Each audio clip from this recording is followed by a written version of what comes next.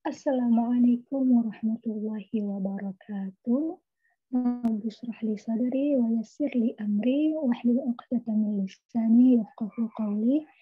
Allahumma shalli wa sallim ala sayyidina Muhammad wa ala alihi wa sahbihi ajma'in, amma ba'du. Assalamualaikum warahmatullahi wabarakatuh. Apa kabar teman-teman semua? Kemarin Hana coba buka Quran Time. Insya Allah bisa kita share dalam bahasa Indonesia sedikit-sedikit. Tapi sebelum mulai ke buku tersebut, Hana ingat ada beberapa video singkat dari Ustadz Noman yang menjelaskan pentingnya harakat. Jadi sangat dasar sekali ketika kita pertama belajar intensif ya. Oke, jadi ini pentingnya video ini ingin menunjukkan betapa pentingnya kita sebagai umat Muslim, sebagai seorang Muslim untuk belajar mengenal kitab suci kita, untuk belajar Al-Quran. Salah satunya itu mempelajari bahasanya, bahasa Arabnya, gitu. Jadi dalam bahasa Indonesia kita mengenal ada namanya objek dan subjek. Objek, harus dibesarin dulu. Objek dan subjek.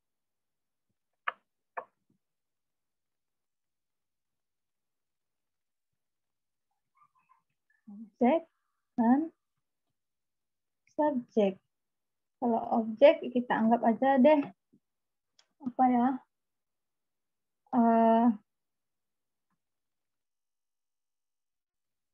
Korban gitu deh.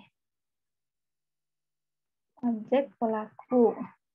Nah, dalam susunan tata bahasa Indonesia, subjek selalu datang sebelum objek. Contohnya, kucing memakan ikan.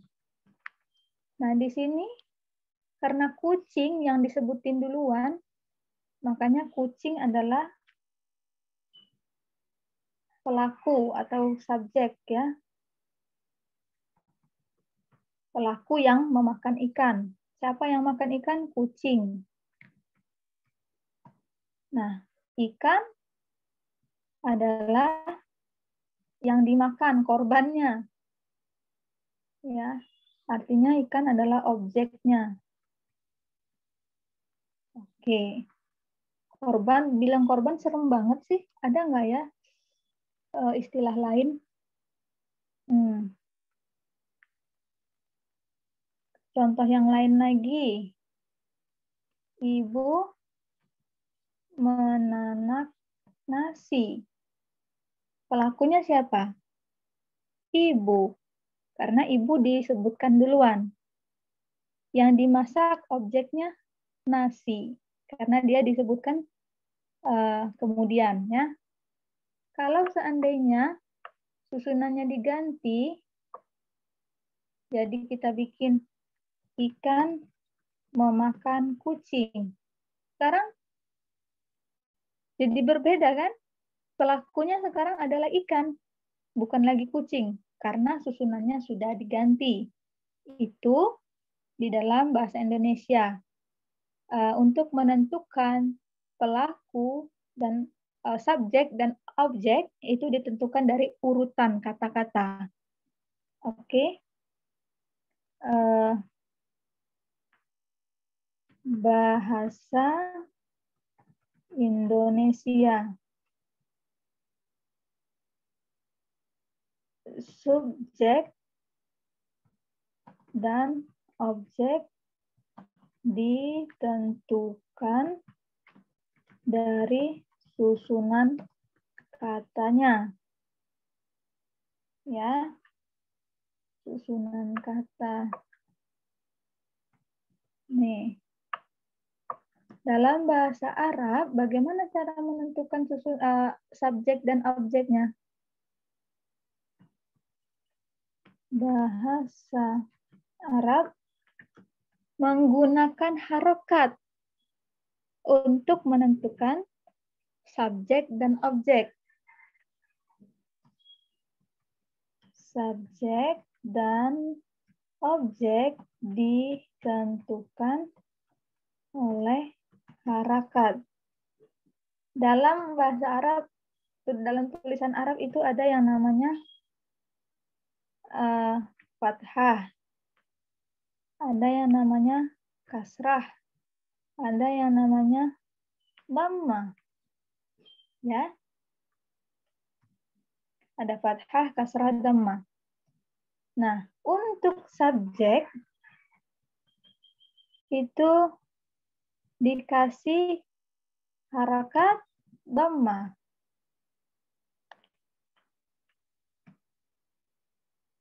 Untuk objek itu harakatnya fathah. Seperti ini. Nah, jadi terserah mau disebut duluan subjeknya atau mau disebut duluan objeknya, itu tetap sama. Yang penting harokatnya tidak berubah. Contoh,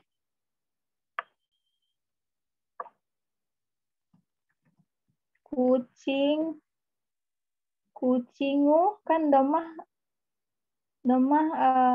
bunyinya u ya. Kucingu makan ikana. Nah, ini dikasih dhammah. Pura-puranya ya. Nih. Sekarang kita ganti. Ikanu makan kucinga.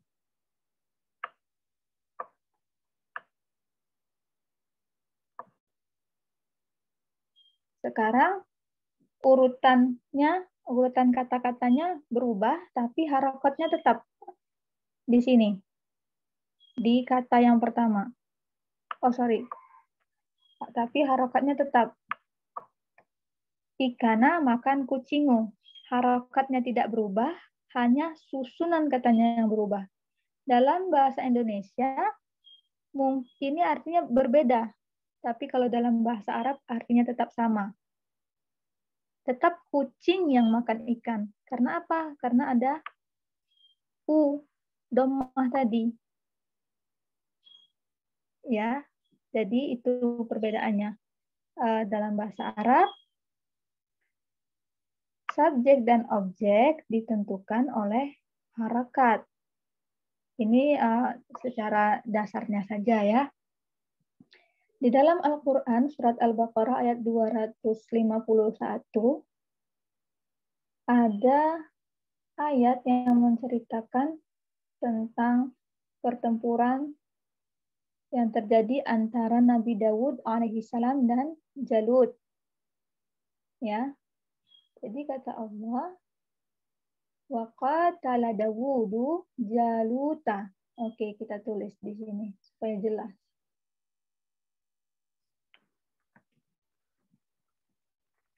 Wa qatala Dawudu Jaluta. Oke. Diganti dulu.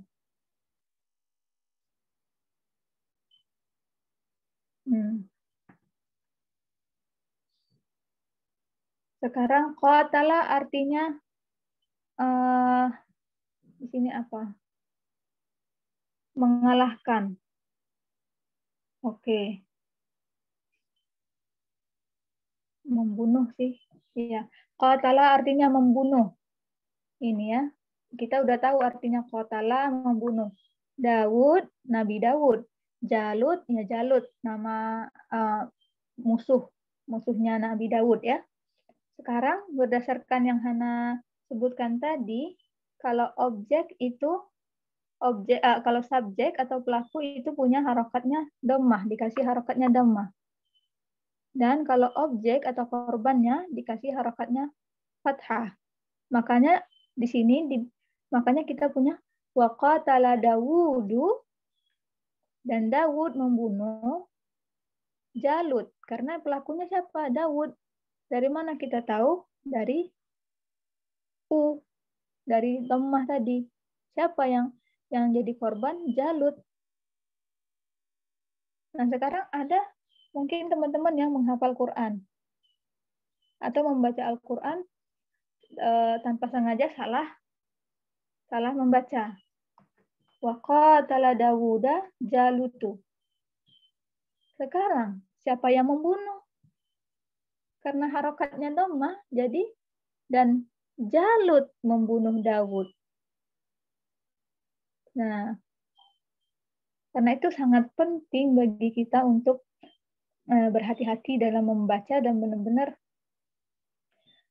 penting belajar bahasa Arab untuk Al-Quran ini supaya bukan hanya menghafal, kita tahu, paham artinya. Oh ya, di sini kan seharusnya karena yang membunuh kan Nabi Dawud alaihissalam gitu. Kalau kita belajar bahasa Arab kita tahu. Nah, waqatala Dawudu Jaluta. Jadi dengan belajar bahasa Arab salah satunya bisa meminimalisir kesalahan dalam membaca, menghafal Al-Quran. Dan kemudian yang pastinya kita bisa mengerti apa yang kita baca, apa yang kita hafal itu. Kalau kita mengerti sesuatu yang kita hafalkan, yang kita coba untuk hafal, yang kita coba untuk ingat, itu akan lebih mudah kalau kita paham isinya daripada hanya sekedar menghafal tanpa kita paham. Nah, maka dari itu Hana dan teman-teman dari Dream Indonesia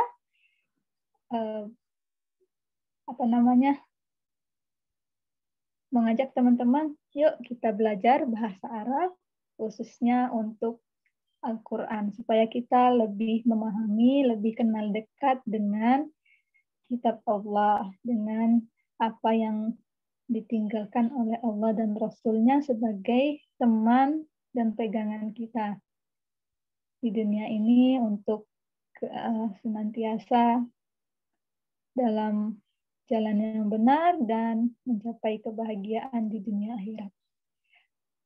Sekian hari ini, mudah-mudahan bermanfaat dan bisa